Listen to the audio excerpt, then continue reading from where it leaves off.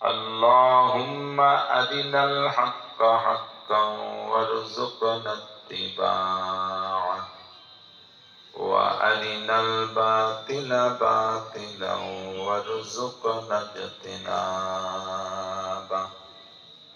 সকলে বলি আমিন।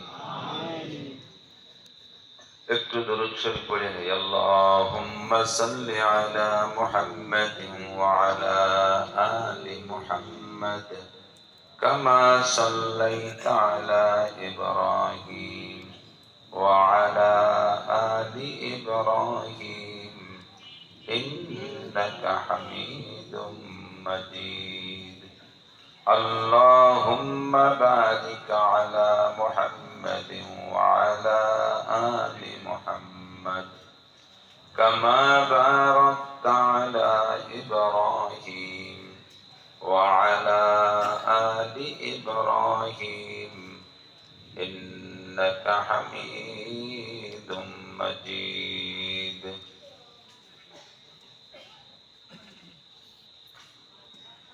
ঐতিহ্যবাহী পল্লবী হাফেজিয়া মাদ্রাসা এতিমখানার উদ্যোগে আয়োজিত বার্ষিক ওয়াজ মাহফিল। মাহফিলের সম্মানিত সভাপতি শাইখুল হাদিস হযরতুল আল্লাম আলহাজ হযরত মাওলানা মুফতি আব্দুল কাইয়ুম সাহেব, শিক্ষা সচিব কাসিমুল উলুম মাদ্রাসা নগরকান্দা ফরিদপুর। এতক্ষণ পর্যন্ত বয়ান করেছেন হযরত উলামায়ে কিরাম, মাদ্রাসার সুদক্ষ মুহতামিম সাহেব হুজুর, যোগ্য আসাতিজায়ে কিরাম, আজিজ আমতুলাবা, এই অঞ্চলের অনেক উলামায়ে কিরাম, আইম্মায়ে মাসাজিদ, প্রাণ যে আল্লাহ পাক রব্বুল আলামিন আমাদের হাজারো নাফরমানি করা সত্ত্বেও আমাদেরকে সুস্থ রেখেছেন, বাঁচায় রেখেছেন, তার অসংখ্য নিয়ামত রাজি আমাদের উপরে এখনো অব্যাহত রেখেছেন। এবং আল্লাহ পাক রব্বুল আলামিন আমাদের কাজকে এই বর্ষাকালে কিছুক্ষণের জন্য আবহাওয়া অনুকূল করে দিয়েছেন। দেশ বরেণ্য আহলে হক উলামায়ে কিরামের কাছ থেকে এতক্ষণ পর্যন্ত অনেক ভালো কথা শোনার সুযোগ ও তৌফিক দান করেছেন। এজন্য একটু শুকর আদায় করে নেই, আলহামদুলিল্লাহ। অনেকবার এই মাঠে আসছি, কয়েকবার আসছি, আলহামদুলিল্লাহ। আর এত বেশি আসছি এলাকায়, প্রত্যেকটা পয়েন্ট মাহফিলের পয়েন্টেই কম বেশ দুই একবার করে আসা হয়ে গেছে। আর এই বছর বিশেষ করে ফরিদপুরের 9 থানা নাকি, ফরিদপুরের থানা কয়টা? 9টা না 8টা? 9টা। নিজেরা এই জেলায় বসবাস করে তাই ইখতিলাফ শুরু করে দিয়েছেন। আর হুজুরকে দোষ দেন যে হুজুররা এই হুজুরের টাকা ও হুজুর আর একটা খায়। তো ফরিদপুরের 9 থানায় 100 মাহফিল রাখছি, আর সারা বাংলাদেশে 63 জেলায় আর বাকি সব 150 দিছি। কাজে আমাদের ওয়াজ আর আপনাদের শুনতে জানতে বাকি নাই। আজকে এতক্ষণ পর্যন্ত যে মাওলানার বয়ান শুনলাম, আলহামদুলিল্লাহ, আমরাও শুনেছি। আমি অনেক আগে আসছি, 1 ঘন্টা আগে আসছি। সুললিত কণ্ঠের অধিকারী, সুদর্শন পুরুষ, এলেমও আছে, কণ্ঠ সুন্দর, সর্বদিক দিয়ে এবং বিভিন্ন কণ্ঠে তেলাওয়াত করে শুনেছে আমাদেরকে। আল্লাহ তাআলা তার ইলম, আমল সব কিছুর মধ্যে আল্লাহ তাআলা বরকত দান করুন। এরকম যুবক আমাদের মাঝে আল্লাহ তাআলা আরো অনেক তৈরি করে দিন। কোরআনে কারীমের তেলাওয়াত শুনলে সকলেরই দিলটা নরম হয়ে যায়। আল্লাহ পাক নিজেই বলেছেন, ওয়াইজা তুলিয়াত আলাইহিম আয়াতুহু যাদাতহুম ঈমানা। কোরআন শরীফের আয়াত যদি তেলাওয়াত করা হয়, মুমিনের দিলটা নরম হয়ে যায়, ঈমান বেড়ে যায়। ভালো লাগছে না তেলাওয়াত শুনে? কণ্ঠ আল্লাহর দান, সকলের থাকে না। যাদের কণ্ঠ নেই, অনেকে কণ্ঠওয়ালাদের হিংসা করে, প্রতিহিংসা করে, মানে হাসাদ করে, সমালোচনা করে। হ্যাঁ, সুর আছে, সুর দিয়ে বেড়াচ্ছে, নিজের নাই বিদায় আর একজনের সুর পছন্দ করে না। আমার আবার স্বভাব উল্টো, আমার সুর নাই কিন্তু সুরওয়ালাদের আমার খুব ভালো লাগে। সুর যাদের আছে তারা কানলেও ভালো শোনা যায়, শক্ত কথা করলেও ভালো শোনা যায়। কোন কোন ইমাম সাহেব আছে নামাজের মধ্যে দাঁড়ালে, আমার এক মুসল্লি ছিল নাম আব্দুর রউফ মোল্লা, মারা গেছে। কই যে হুজুর আগে এক ইমাম ছিল, সেই ইমামের পরে যে একটা ইমাম আইছে কিরাত পল্লী ঠাই যেন চলাই দিয়ে বেরিয়ে হচ্ছে। আগের হুজুর পড়লে মনে করেন সন্দেহ থাকতো, মানে ভয় পাইতাম যে আল্লাহ তাড়াতাড়ি ছেড়িয়ে না যায়, যেন আর একটু পরে কণ্ঠ ভালো হইলে এরকম মনে হয় না, শুনতে মনে চায়। তারাবির নামাজের ইমামের সুর যদি ভালো হয়, যত টেনে টেনে লম্বা করে পড়ুক একটু খারাপ লাগে না, আরো বেশি বেশি শুনতে মনে চায়। আল্লাহ তাআলা এরকম সাহেবে কণ্ঠ, সাহেবে এলেম মানুষ আমাদের মধ্যে অনেক অনেক তৈরি করে দিন, সবাই বলি আমিন। জায়গার দাম সব জায়গায় কম বেশ আছে, তবে মকসেদপুরে, এটা মকসেদপুর নাকি সালতা, সালতা বল্লভদি গ্রামের জায়গার দাম বেশি না জান্নাতের জায়গার দাম বেশি? শতকে 100 টাকা বেশি তো হবেই। 1 শতক বল্লভদির জায়গা আর 1 শতক জান্নাতের জায়গা 100 টাকার বেশি হবে না? কত তুলনা নাই জানেন? মত দেওয়া হবে, এই লাঠিটাকে খারাপ হবে জান্নাতের মধ্যে রাখলে লাঠির নিচে যতটুকু জায়গা পড়ে, একটা লাঠির মাথায় কত 2 বিঘা, এই আঙ্গুলির মাথার মতো একটু, ঠিক না, চিকন সরু। জান্নাতের ভিতরে ওই লাঠির নিচে যতটুকু জায়গা, তার যে দাম দুনিয়াও দুনিয়ার মধ্যে যা কিছু আছে এর চাইতে অনেক বেশি দাম। তাহলে বল্লভদের জায়গার চাইতে জান্নাতের জায়গার দাম কম না বেশি? কোরআন শরীফে আছে ওয়াইদা কিল লাকুম তাফাসসাহু ফিল মাজালিস, যখন তোমাদেরকে বলা হবে মজলিসের মধ্যে জায়গা হচ্ছে না, কত লোক দেখো বুই পর আহলে হাদিস সালাকের মতো সানা বাঁধতে দাঁড়ায় রয়েছে, এই সমস্ত মানুষ বসতে জায়গা পাচ্ছে না। যখন এরকম পরিস্থিতি দেখা যায়, আর সেই সময় যদি কেউ বলে যে তাফাসসাহু ফিল মাজালিস, একটু জায়গা করে দেন, যদি বলা হয়, আল্লাহ বলে দিয়েছেন যদি বলে, না বললি না বললো, যদি বলে তাহলে ফাফসাহু, একটু জায়গা করে দাও। আপনি হয়তো বলবেন যে আল্লাহ আমি কোন সময় এসে আগের থেকে ফাঁসা দিয়ে বসে বসে জায়গা সাফ করে একটু টাটে টোটে বইছি, আর এই জায়গা ছাড়িয়ে দিয়ে সামনে আগায় যাব, কি দেওয়ার মধ্যে ধুলোবালি মাখায় তুইছে, তো আমি এত ভালো জায়গা ছাড়িয়ে দিয়ে সামনে গেলে আমারে কি দিবা কও? আমার যদি পছন্দ হয় তাহলে ছাড়বো না, ছাড়বো না। আল্লাহ এটা বুঝে সাথে সাথে বলে দিয়েছে আফসাহিল্লাহু লাকুম, আল্লাহ তাআলা তোমার এর চেয়ে ভালো জায়গা দিবেন।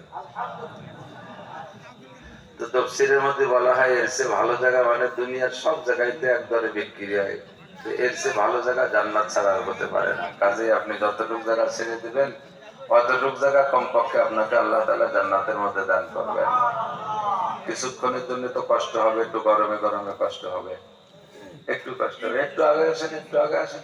যদি কেউ আগান, না আগানওয়ালাদের চাইতে অন্য বর্ণনায় আছে, না আগানওয়ালাদের চেয়ে আগানওয়ালারা 500 বছর আগে ভেস্তে যাবে।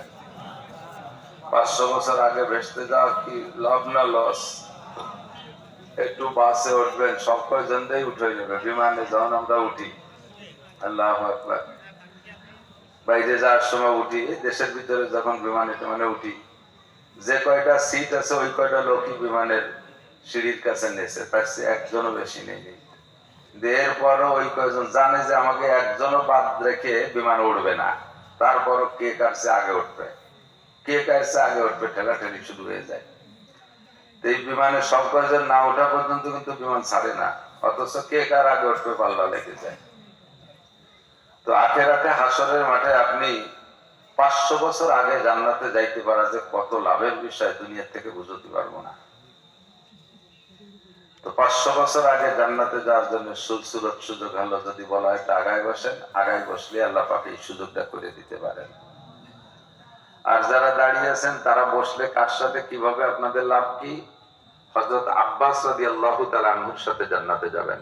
সুবহানাল্লাহ। হযরত আব্বাস জান্নাতি, এর মধ্যে কোনো সন্দেহ নাই, একেবারে নির্ঘাত জান্নাতি। হুজুর বলেন আল মারউ মা মান আহাব্বা, অন্য হাদিসে আছে মান তাশাব্বাহা বিকওমিন ফাহুয়া মিনহুম, যার সাথে যার মিল হবে তার সাথে তার হাসর হবে।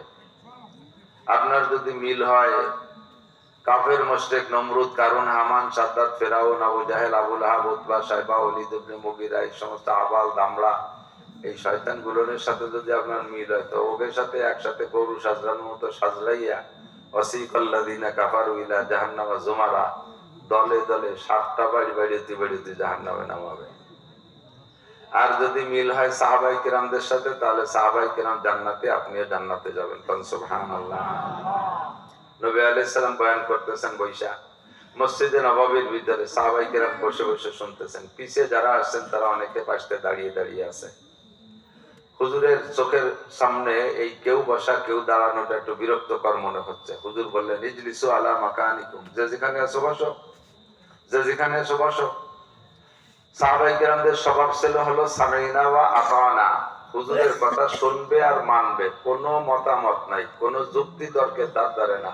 হুজুর যেটা বলছে সেইটাই সত্য, কাজেই আমল করতে হবে। সাথে সাথে সাহাবায়ে কেরাম সব বসে পড়ছে, একজনও দাঁড়ানো নাই। নিচে বসার পরিবেশ আছে কিনা তা দেখা দেখি না। নবী বলছেন যে যেখানে আছে বসো, সাথে সাথে বসে পড়ছে। বয়ান শেষ করে হুজুর মসজিদ থেকে বেরোয়, দেখে মসজিদের বাইরে এক বুড়ো রুমাল মুড়িতে বসা। রুমাল দেশে লাল রুমাল করেন না, ওই লাল রুমাল মুড়িতে বসা। হুজুর কাছে যে সালাম দিয়েছেন, আসসালামু আলাইকুম মানান্তে সাহেব, মুরব্বী আপনি কে, এখানে বসে রয়েছেন? তো মুরব্বী উঠে সালামের উত্তর দিয়ে মাথাতে কাপড়টা সরাইছে। হুজুর চিনে ফেলাইছে, আনা আম্মুকা ইয়া মুহাম্মদ, ইয়া রাসূলুল্লাহ, আনা আম্মুকা আব্বাস, ভাতিজা আমি তোমার চাচা আব্বাস বসে আছি। হুজুর বললেন, আপনি শোনেন নাই কাকা যান, আমি মসজিদের মধ্যে ওয়াজ করতেছি, আপনি জানেন না, আপনি বাইরে বসে রয়েছেন। ঘরের থেকে শুনেছি তুমি মসজিদে বয়ান করতেছো, তোমার বয়ান শুনবো লোভেই ঘরের থেকে বেরোয় আসছি। আস্তে আস্তে যখন এ পর্যন্ত আসছি, মসজিদে ঢুকবো এ পর্যন্ত আসছি, এর মধ্যে তোমার একটা ওয়াজ আমার কানে ভেসে আসছে। তখন আমি বললাম, আব্বাস তুমি তো নবী পাকের বয়ান শুনবো আমল করার জন্য, তো যে বয়ানটা কানে আসছে এই বয়ানটার আমল এখনই করে ফেলো। হুজুর বললেন, বয়ানটা কি ছিল? তুমি তখন বলতেছিলে যে যে যেখানে আছো বসে পড়ো। তা আমি এখানে ছিলাম, তখন আমি এখানে থেকে তোমার ওই কথাটা শুনছি। তখন আমাকে বললাম যে আব্বাস আর এক কদমও বাড়া ঠিক হবে না। তাই হুজুর আমি যেটা বসে পড়ছি, আমি আর ভিতরে যাইতে পারিনি। হুজুর জড়াই দিয়ে কপালে চুমু খেলেন, বললেন, এজন্যই তো আপনারা সাহাবী।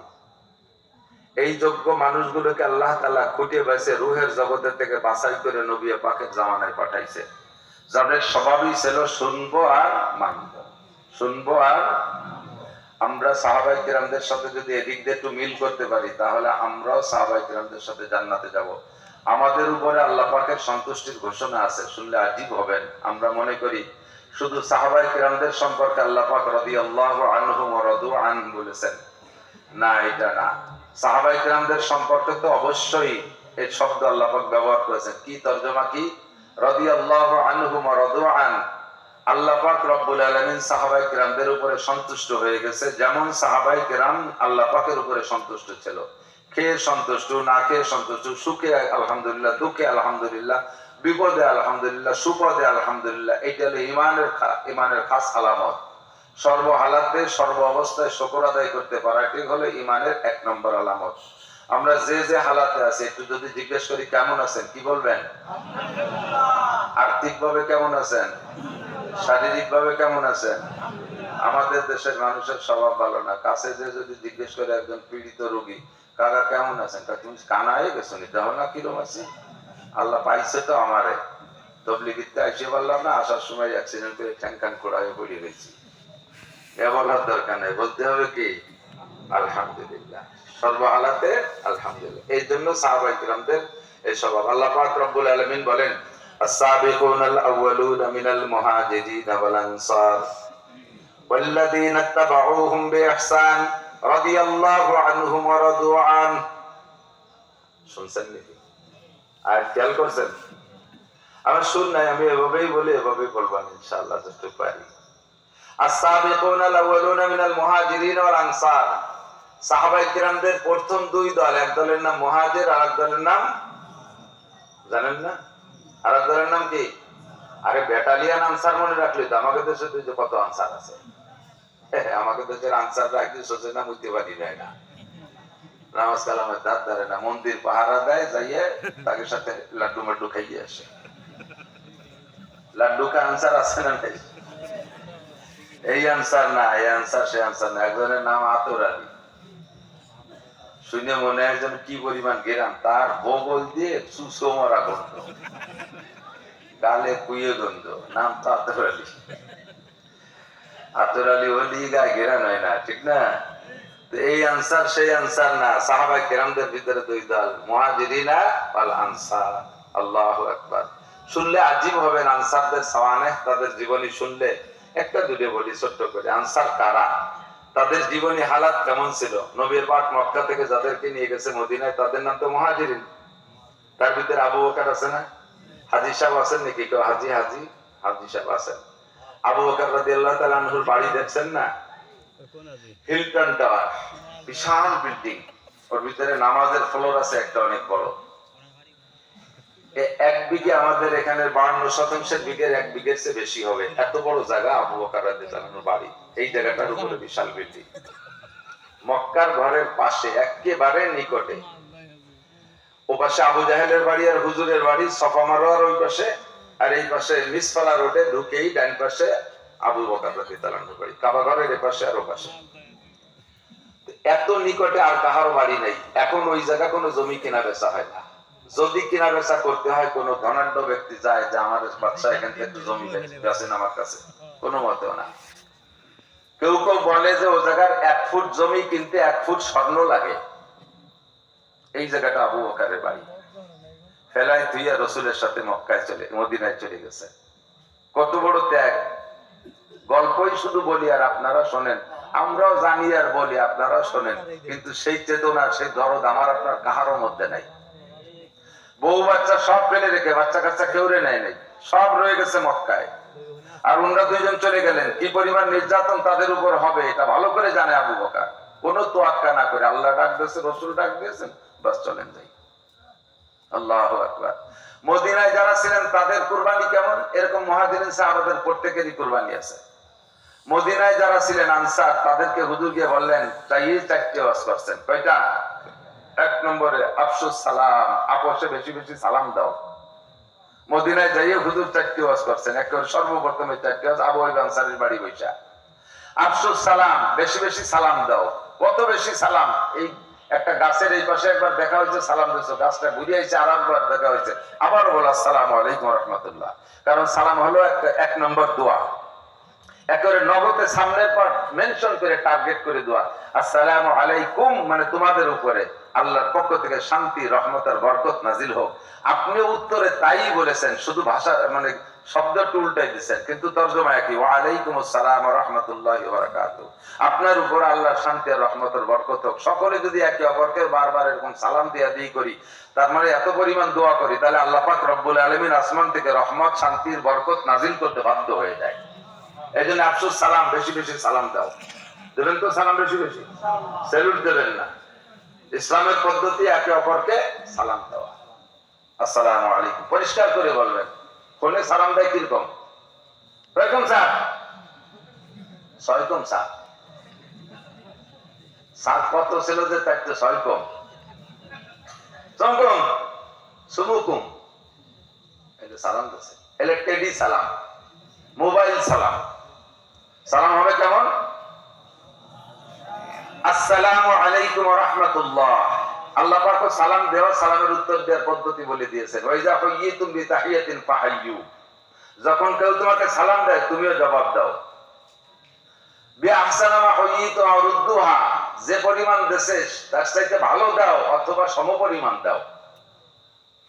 তার চেয়ে ভালো পরিমাণ রাসূল সাল্লাল্লাহু আলাইহি ওয়াসাল্লাম শিখিয়ে দিয়েছে।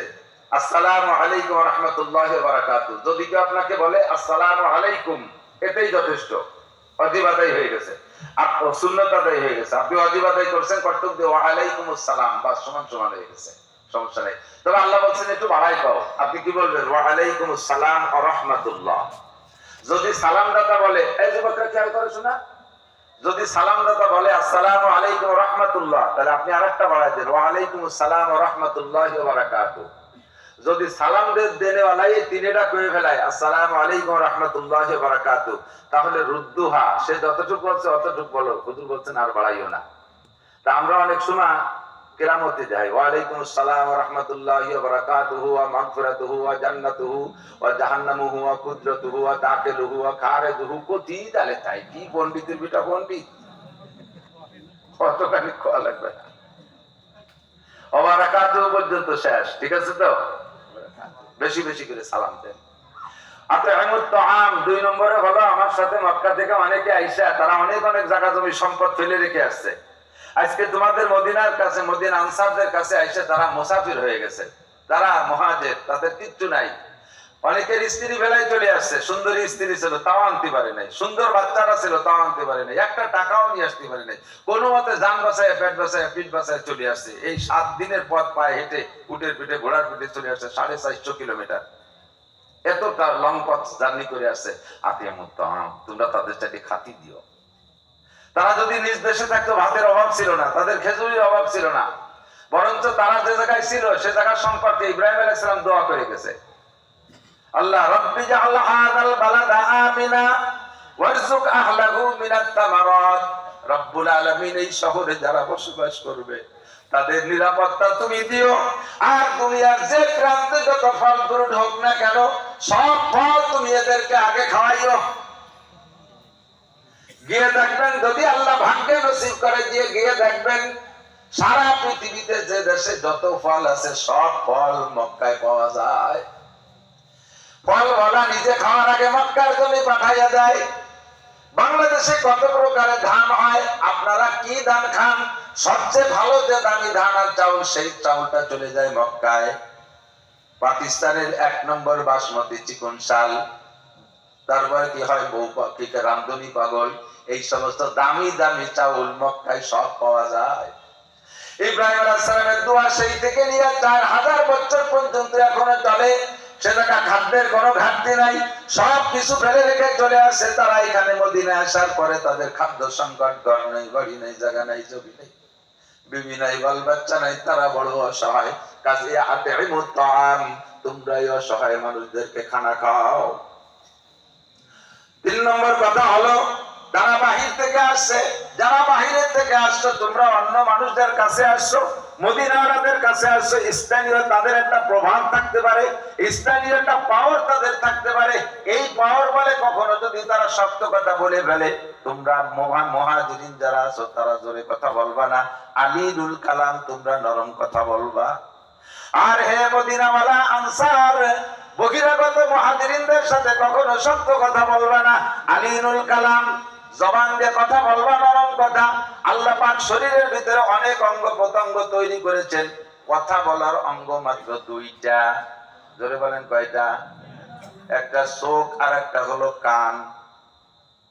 একজন মানুষ হাই হুই করো না, চোখ দিয়ে কথা কয়, কান দিয়ে কথা কয়। কথা কয় কি দিয়া? মুখের মধ্যে 2টা পার্টস রাখে কথা বলতে, ঠোঁট আর জিহ্বা, ঠিক না?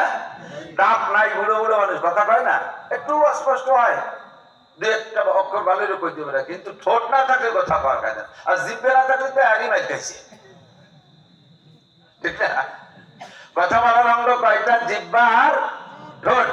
এই 2টা অঙ্গের মধ্যে হাড় আছে, এই দুটোর মধ্যে হাড্ডি আছে। জবানের জিহ্বার মধ্যে হাড্ডি নাই, ঠোঁটের মধ্যে হাড্ডি নাই। এক শায়ের বলেন, আসবারায়ে নরম গুপ্তান সুজবাবে উস্তাখা গুপ্তগু এলা মুলাইম নিস্তেকারে আকেলা। সব অঙ্গের মধ্যে হাড় দিয়েছে আল্লাহ, কথা বলার যে 2টি অঙ্গ এর মধ্যে হাড্ডি দেয়নি। কেন দেই নাই? এই দুটোরে নরম রাখছে যাতে তুমি মিষ্টি মিষ্টি নরম নরম কথা বলতে পারো। এই ছোট আর জিহ্বারে নরম রাখছে যাতে তুমি নরম নরম মিঠে মিঠে কথা বলো। কিন্তু দুঃখের বিষয় হলো, এই নরম যে গরম, এর চাইতে আড়া লাগা অত গরম না। আর এক শায়ের বলেন, যারা হাতুস সিনানে লাহাল কিয়ামু ওয়ালা ইয়ালতামু মা যারা হাল লিসানু। দাও দে কবদিলি কাইটা যায়, সেলাই দে মলম দিলি সাইরে যায়। কাশি দে কবদিলি কাইটা যায়, সেলাই দে মলম দিলি সাইরে যায়। কথা কোন ছাড়ে না? কিন্তু জিহ্বা নরম অঙ্গ, এই যে কবদিলি এমন কাটা কাটে, কোনদিন তার দাগ মেটে না। এরপরে হাজারো হাতিয়া তো বা যত যা কিছু যে ক্ষতি করুক, তারপরে কাজে তুই যা দিস আর না দিস, তুই আমার সামনে আসিস নিয়া, তোরে দেখলি আমার সেই শোকের কথা মনে পড়ে, ঠিক না? তুই যা কইছিস কিয়ামতের দিন আমার মনে পড়বে, এই জিহ্বার মাইক। এজন্য হুজুর বলেন, আলীনুল কালাম, কথা মিটে গেল। শরীরের ভিতরে যে কয়টা অঙ্গের আর নাই, সেই কয়টা কিন্তু বাতিল ভাষা। আরো অনেক জায়গায় আর নাই, চোখেও আর নাই, চোখের মাই বড় মাই, জিহ্বায় হাড় নাই, আর এক মাই। যে যে জায়গা হাড় নাই, আরো যেদিক যাবেন সেদিক। আর সব ডাক্তার নাম করা যাচ্ছে না, জাগের মধ্যে হাড় নাই, ওই কোটাই ভাসিনির ভাষা। হুজুর কয় জিরমুহু সগীর ওয়া জুরমুহু কবীর, লজ্জাস্থানে হাঁটবি না। জিহ্বা এই কথা কয়, এই বাচ্চা কথা কয়, এই পিছনে কথা কয়, বাড়ি জরুরি হলে মাইক কয়, নানি চুপ করো। জিরমুহু সগীর ওয়া জুরমুহু কবীর, দুইটি অঙ্গ গঠিত অনেক ছোট, কিন্তু তাদের ক্ষতি বড় বেশি, তাদের অপরাধ সবচাইতে বড়। এক নম্বরে জিহ্বা, দুই নম্বরে হলো সরঙ্গা। কথা বলেন ঠিক না? মানুষের যত বিপদে পড়ে এই দুইটি অঙ্গের কারণে যে পরিমাণ বিপদে পড়ে, বাকি সব অঙ্গের কারণে ওই রকম বিপদে পড়ে না। কামাল আসতে তার নাফসে ইনসা সাকুন তু খুদরা বাগুতারে না কিসমাতুন। আল্লাহু আকবার, কি আজীব আজীব কথা শেখ সাদি রহমাতুল্লাহ আলাইহি বলেন, কামাল আসতে তার নাফসে ইনসা সাকুন তু খুদরা বাগুতারে না কিসমাতুন। মানুষের যোগ্যতা ফুটে হইতে জবানের কথার দ্বারা, ঠিক না? এদেশের মানুষ এক সময় বঙ্গবন্ধু শেখ মুজিবুর রহমানের ভাষণে 7.5 কোটি বাঙালি ঝাঁপাই পড়ছে যুদ্ধ করার জন্য, তার কথার কারণে সব গরম হয়ে গেছে। আবার একই কথার কারণে সেই মানুষ তিনি হোক আর যেই হোক, আমি মৌলানা নাসির, আমার মতো কত নাসির গোপালগঞ্জ পড়ে রয়েছে, এরা ছেলে আমার একটু জবান আল্লাহ দিয়েছে, এর কারণে বাংলাদেশের লক্ষ লক্ষ মানুষের ছেলে। আবার এই জবানটারে যদি উল্টো ভাবে ব্যবহার করি, যেমন ভালোভাবে চেনছে ওইরকম উল্টো ভাবে চেনবে। প্রশংসা একেবারে চলে আসছে, আল্লাহ মতো দাহার কোন নাহার কালা গাছে ধর হাওড়ার ব্রিজ রহিসু শায়াতিন মুআল্লিমুল মারাকুত আন্তর্জাতিক ক্ষতি সম্পন্ন ইত্যাদি 5 লাইন লিখে তারপরে আমাকে নামটা পাই। এই জিব্বের কারণে, কথার কারণে। আবার এমন একটা কথা বলে দিতে পারি যাতে আমার নাম জীবনের প্রতিদিন পোস্টার লিখবে না, আমাকে উচ্চারণই করবে না মানুষ। হতে পারে কি পারে না? সব এই জিব্বের মাইল। আর হাজার দিক দিয়ে আমি ভালো আছি, আল্লাহ না করুক যদি সরঙ্গার দিক দিয়ে আমি অ্যাক্সিডেন্ট করে বসি, এইটা যদি ভাইরাল হয়ে যায়, প্রকাশ হয়ে যায়, তাহলে মানুষ আমাকে জুতা মারতেও ঘৃণা করবে। দুইটা অঙ্গ দেখতে ছোট কিন্তু কাজে বড়। এই জন্য নবী পাক এই দুইটা অঙ্গের সাথে জান্নাতের কন্টাক্ট নেছে। যুবক শোনো, নবী পাক বলেন, মাই আজমাল্লি মা বাইনা লাহিহি ওয়া মা বাইনা রিজলাইহি আজমাল লাহুল জান্নাহ। যে ব্যক্তি মাত্র দুইটা অঙ্গের জিম্মাদারি নিতে পারবা, অনলি কয়টা? জোর হলো না? আরেকবার, দুইটা অঙ্গের জিম্মাদারি আমাকে নিতে বলা হয়েছে, তাহলে আমার জান্নাতের জামিন হবে বিশ্বনবী মুহাম্মদুর রাসূলুল্লাহ। আল্লাহর নবী যদি কের জান্নাতের জামিন হয়, ওই লোকটাকে জান্নাত নিয়ে কোনো টেনশন আছে? কথা বলেন আছে? বর্তমান সময়ের বাংলাদেশের প্রধান ডক্টর ইউনূস সাহেব, প্রধান উপদেষ্টা, উনি যদি আপনাদের বল্লভদী গ্রামের কারো চাকরির দায়িত্ব নেয়, তাহলে তার চাকরি নিয়ে কি আর টেনশন থাকার বিষয়? নবী পাক আপনার আমার জান্নাতের দায়িত্ব নিয়েছে, দুইটা অঙ্গের জিম্মাদারি আমাকে নিতে বলছে। যুবক, একটু কষ্ট করে নাও। এক নম্বরে মা বাইনা লাহিয়াইহি, দুই নম্বরে মা বাইনা রিজলাইহি। এক নম্বরে দুই মারির মাঝখানে ছোট্ট অঙ্গ জিহ্বা, দুই নম্বরে দুই রানের মাঝখানে ছোট্ট অঙ্গ সরঙ্গা। এই দুইটার হেফাজত করো। নবী পাক বলেন, আলিমুল কালাম, মিষ্টি মিষ্টি কথা বলবা, নরম নরম কথা বলবা, কেউরে কটাক্ষ করে কথা বলবা না, কথা যে মানুষকে কষ্ট দিবা না। দুই নম্বর ওয়াজ, তিন নম্বর ওয়াজ। এক নম্বরে আতিমুত তাম, দুই নম্বরে আলিনুল কালাম, তিন নম্বরে আফসুস সালাম, এক নম্বরে আলী আতিমুত তাম, দুই নম্বরে আলী, তিন নম্বরে আলিনুল কালাম, চার নম্বরে সাল্লু বিল লাইলি ওয়ান নাস নিয়াম। মানুষ যখন ঘুমিয়ে থাকবে তুমি সেই সময় একটু উঠে যাও।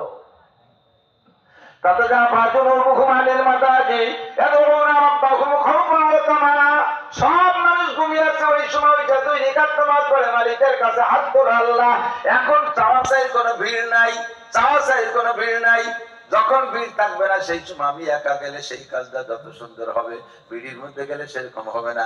আজকে আমার মাদ্রাসার কাজ নিয়ে ডিসি স্যারের কাছে গেছি গোপালগঞ্জ, যাইয়ে দেখি 500-600 মানুষ দাঁড়ানো রয়েছে। আমাকে উনি যদি জানে যে মৌলানা নাসির সাহেব আছে, সবার আগে প্রাধান্য দেবে, কিন্তু ওনার এমার্জেন্সির ভিতরে, জরুরি বৈঠকের ভিতরে আমি এই ডিস্টার্ব করতে পারি না। যখন ভিড় দেখছি, এই ভিড়ির মধ্যে আমার অতটা গুরুত্ব নাও দিতে পারে, টুক করে চলে আসছি, কথাবার্তা না বলে। পিয়নের সাথে বলছি সময় মতো, সুযোগ মতো স্যারের সাথে আমার একটু যোগাযোগ করাই দিবা, স্যারের একটু দাওয়াত দেবো, মাদ্রাসার একটু কাজ আছে।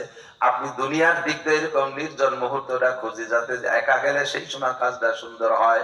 সব সময় সজাগ অবস্থায় হাজারো লাখো মানুষে চায়, তাতে আমার আল্লাহ বিরক্ত হয় না। ভিড় হয়ে যায়, এ কারণে আমাকে স্মরণ করতে পারে না, এরকম দুর্বল আল্লাহ আমার না। আমার আল্লাহ কোটি কোটি মানুষ একসাথে চাইল, তার ভিতরে প্রত্যেককে আলাদা আলাদা ভাবে লক্ষ্য রাখার যোগ্যতা রাখে কি রাখে না? তবে যখন সব মানুষ ঘুমিয়ে আছে আপনি ওই সময় একটা আল্লাহ একটা আদর নিয়ে যাইতে পারেন। ও রব্বুল আলামিন, দেখো ঘুমের সময় সব মানুষ ঘুম, আমার যে মহা বিপদ, এই বিপদ নিয়ে আমি ঘুমাইতে পারি নাই, আমি চলে আসছি, রব্বুল আলামিন আমার জীবনের সব গুনাহগুলো আগে মাফ করে দাও। আল্লাহ, আব্বা আমাকে জীবন ভরে লেখাপড়া শিখাইছে, লক্ষ লক্ষ টাকা আমার পিছনে খরচ করছে, এখন সরকারি কোনো চাকরি পাই না, আয়ের কোনো উৎস পাই না, বৃদ্ধ আব্বা আমাকে কি করে আমি ইনকাম করে খাওয়াবো? রব্বুল আলামিন তুমি আমার আয়ের সোর্স খুলে দাও। আরে রাজা বাচ্চা, এমপি, মন্ত্রী, আর শিল্পপতি, রাষ্ট্রপতি, কোটিপতি, ভগ্নিপতিকে পিছনে দৌড়াইয়া লাভ নাই। ওই রাত্রে তুমি আল্লাহ পাক রব্বুল আলামিনের কাছে হাত তুলে চাও। আল্লাহর রাসূল বলেন, মান হাফাযা আলাস সালাওয়াত, এ যুবক আমার দিক তাকাও, রিজিকের জন্য তুমি কত জায়গা দৌড়াইছো, তোমাকে সহজ একটা আমল শিখাইয়া দেই, এই আমল রেগুলার করলে ইনশাআল্লাহ আল্লাহ পাক রুজির বরকত বাড়াইয়া দিবেই দেবে। নবী পাক বলেন, মান হাফাযা আলাস সালাওয়াত, যে ব্যক্তি পাঁচ ওয়াক্ত নিয়মিত নামাজ পড়ে, আকরামাকুল্লাহু বিখামসি খিসাল, আল্লাহ পাক তাকে পাঁচটি পুরস্কার দান করেন।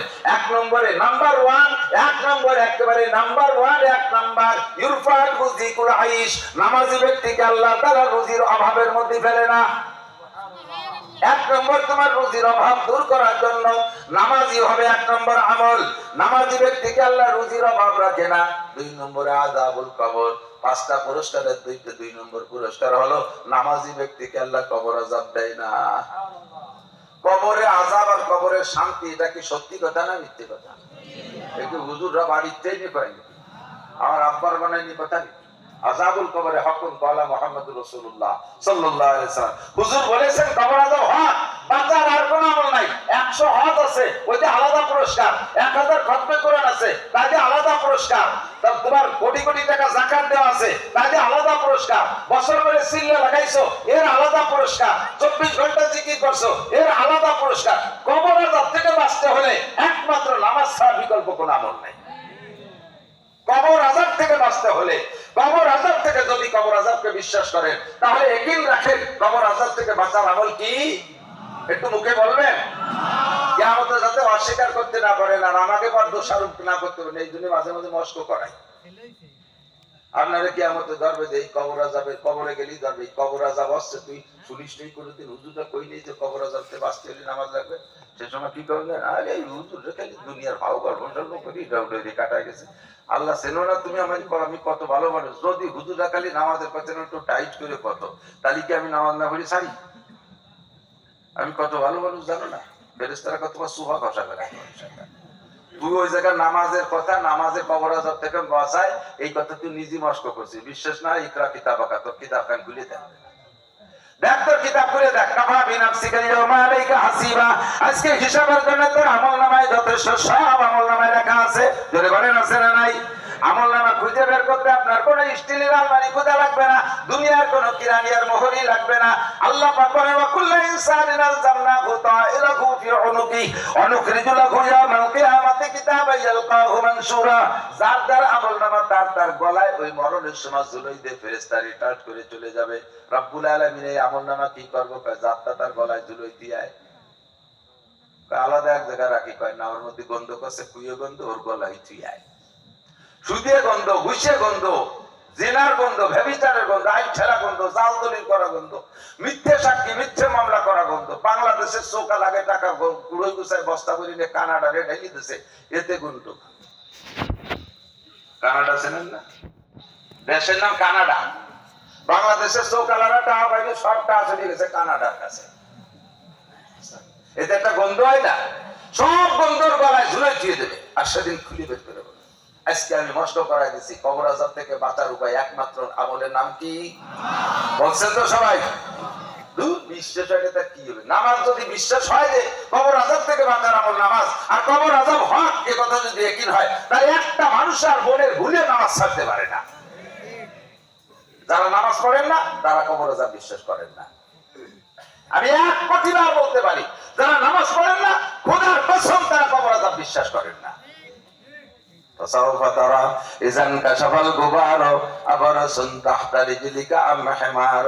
অন্ধকার কেটে গেলে দোস্ত বুঝবা তুমি ঘোড়ার পিঠে বসা না গাধার পিঠে বসা।